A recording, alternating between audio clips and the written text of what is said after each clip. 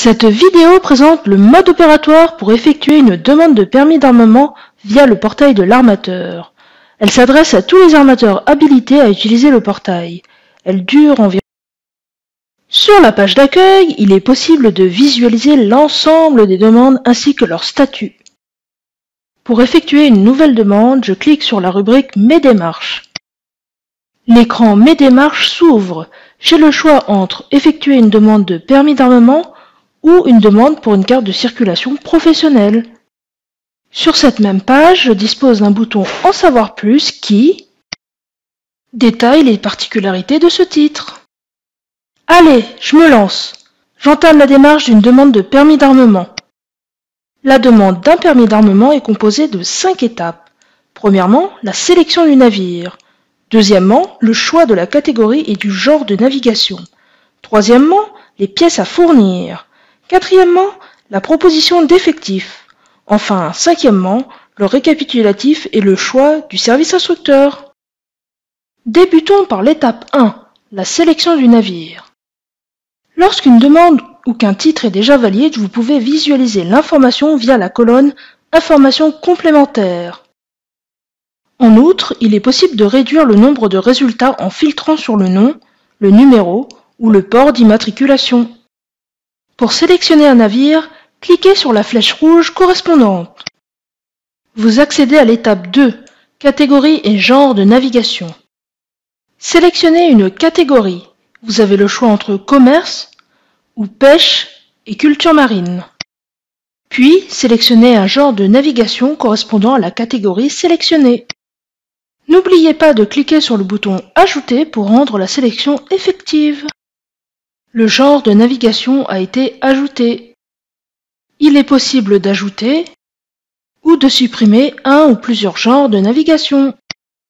Passons à la durée du permis d'armement. Vous avez 3 choix de durée: illimité, déterminé, c'est-à-dire entre 2 dates, ou provisoire. Ce cas est réservé aux navires provisoires avec un motif essai en mer pour une durée maximale de 6 mois. N'hésitez pas à passer votre souris sur les différentes infobulles pour davantage de précision. Lorsque les choix ont été effectués, cliquez sur le bouton suivant. L'étape 3, pièces à fournir, s'ouvre.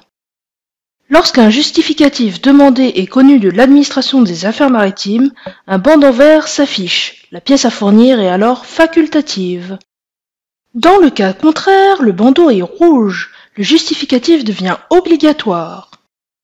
N'hésitez pas à abuser des infobulles pour savoir ce que l'administration attend. Pour importer un document, vous pouvez directement le glisser ou cliquer sur le bouton Parcourir. La fenêtre Envoi du fichier s'ouvre.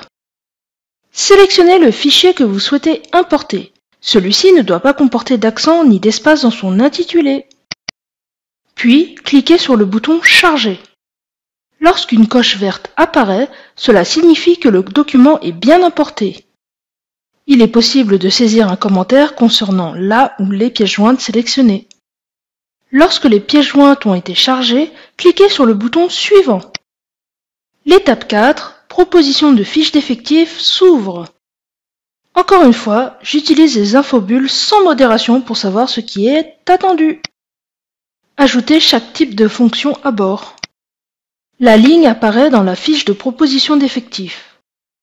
Ajoutez autant de lignes que nécessaire. Plus bas, sur le même écran, vous pouvez ajouter des informations complémentaires et ou une pièce jointe. Enfin, enregistrez la situation. La situation est enregistrée. Il est possible d'en saisir plusieurs et de consulter la situation préalablement enregistrée, voire de modifier la dite situation en cas d'oubli ou d'erreur. Vous pourrez ainsi revenir sur la proposition d'effectifs par exemple, et ou saisir une nouvelle ligne.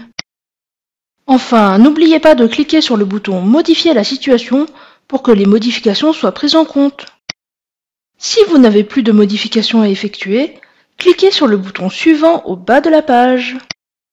L'étape 5, nommée Service instructeur et transmission, s'affiche. Il s'agit d'un récapitulatif de la demande.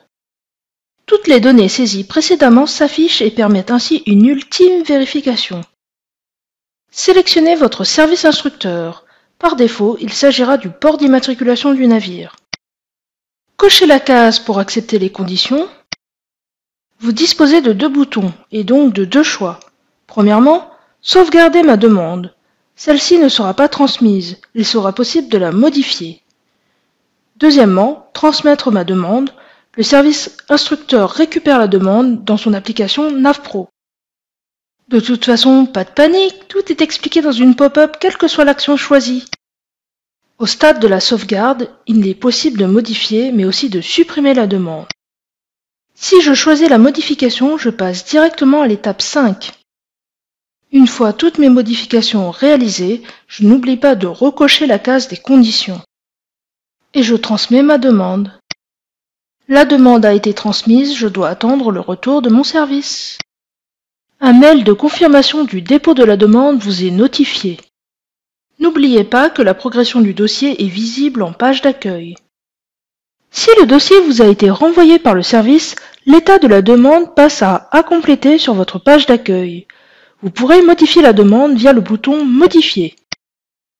Effectuez les modifications nécessaires, puis idem que lors de la première transmission, acceptez les conditions, puis transmettez la demande. Si la demande est acceptée, vous recevrez un mail dans la boîte communiquée à l'administration maritime.